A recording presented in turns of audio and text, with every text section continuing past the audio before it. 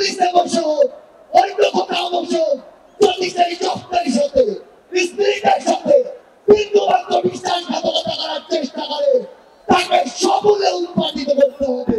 আমরা এই গণহত্যার বিচার চাই। আমরা সিন্ডিকেট থেকে আমাদের মানুষের মুক্তি চাই। আমরা পাচারকৃত অর্থ ফেরত চাই। আমরা দ্রব্যমূল্য নিয়ন্ত্রণ করে মানুষের স্বস্তি চাই। আন্দোলন শুরু হয় এই শহীদ মিনার থেকেই শত শত ভাইয়ের রক্তের উপরে লাশের উপরে দাঁড়িয়ে এক দফা ঘোষণা হয়।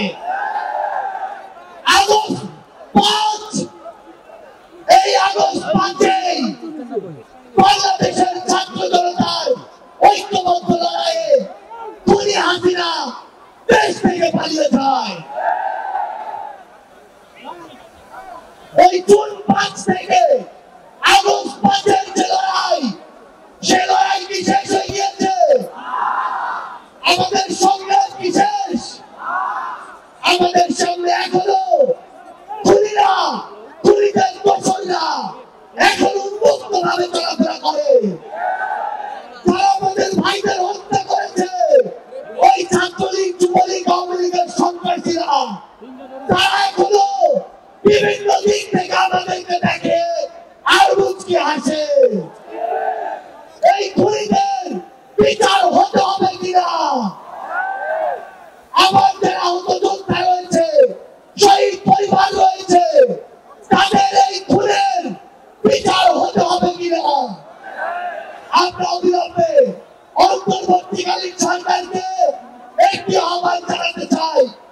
আমরা যদি আমাদের এই শহীদ ভাইদের রক্তের বিচার না করতে পারি, আমরা কখনো নিজেদেরকে মাফ করতে পারবো না।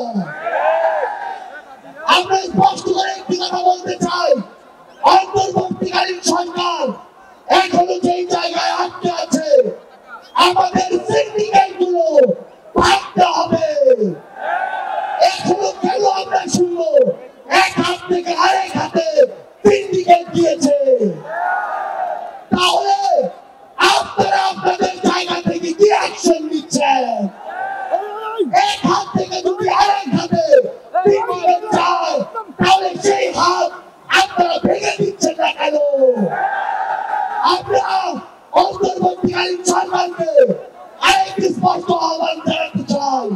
সেটি হচ্ছে, আমাদের এই বাংলাদেশ সকল দেশের সাথে বন্ধুত্বপূর্ণ পররাষ্ট্র নীতিতে যাবে, কিন্তু সেই বন্ধুত্বপূর্ণ পররাষ্ট্র নীতির সুযোগে কেউ যদি মাথায় উঠে বসে, আমরা তাকে মাথা থেকে মাটিতে ফেলে দিতে বিন্দুমাত্র দ্বিধা করবো না। আমরা স্পষ্ট করে একটি কথা বলতে চাই, যেই খুনিরা এই দেশের বাইরে, এই দেশের মানুষের ঘামের হাজার হাজার কোটি টাকা পাচার করেছে, সেই টাকা ফিরিয়ে আনতে হবে।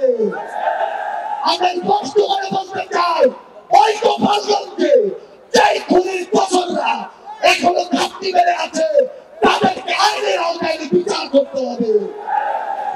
গোপালগঞ্জে এখনো কিভাবে আমাদের এই অভ্যুত্থানের যোদ্ধাদের উপরে হামলা হয়, আমরা প্রশাসনকে, পুলিশকে স্পষ্ট ভাবে বলতে চাই, পুরো বাংলাদেশে আমাদের এই যোদ্ধাদের, ফ্যাসিস্ট বিরোধী আন্দোলনকারীদের নিরাপত্তা যদি না দিতে পারেন, তাহলে ওই চেয়ারে কোন আইন শৃঙ্খলা রক্ষাকারী বাহিনীর বসে থাকার কোন অধিকার নেই। আমরা স্পষ্ট করে শুধু একটি কথাই বলতে চাই, আমরা এই অন্তর্বর্তীকালীন সরকারের কাছে আমরা এই গণহত্যার বিচার চাই। আমরা সিন্ডিকেট থেকে আমাদের মানুষের মুক্তি চাই। আমরা পাচারকৃত অর্থ ফেরত চাই। আমরা দ্রব্যমূল্য নিয়ন্ত্রণ করে মানুষের স্বস্তি চাই।